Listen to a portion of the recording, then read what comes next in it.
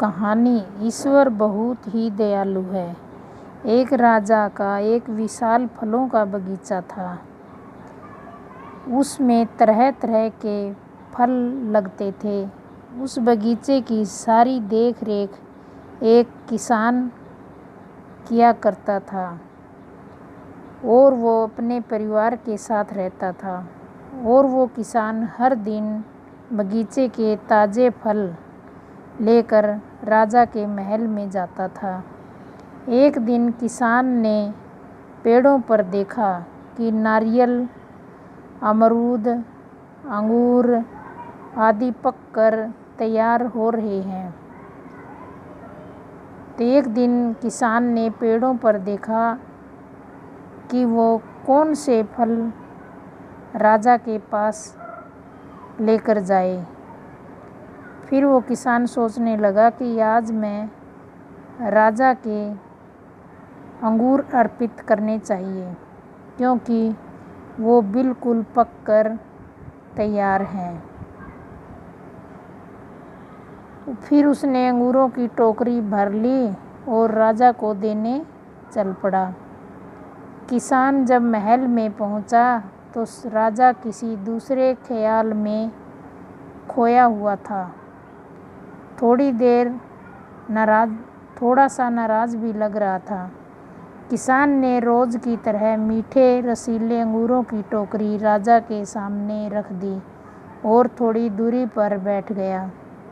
अब राजा उसी ख्यालों में टोकरी में से अंगूर उठाता, एक खाता और एक खींचकर किसान के माथे पर निशाना साध कर फेंक देता।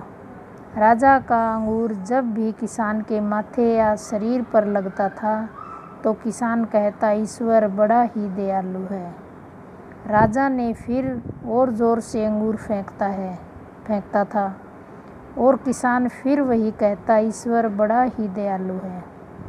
थोड़ी देर बाद जब राजा को एहसास हुआ कि वो क्या कर रहा है, प्रत्युत्तर उत्तर क्या आ रहा है, तो वह संभल कर बैठ गया और फिर किसान से कहा, मैं तुम्हें बार बार अंगूर मार रहा हूँ और ये अंगूर तुम्हें लग भी रहे हैं, पर फिर भी तुम बार बार यही क्यों कह रहे हो कि ईश्वर बड़ा दयालु है। किसान बड़ी ही नम्रता से बोला, राजा जी, बाग में आज नारियल, अनार, अमरूद और अंगूर आदि फल तैयार थे। मुझे भान हुआ क्यों न मैं आज आपके लिए अंगूर ही ले चलूं।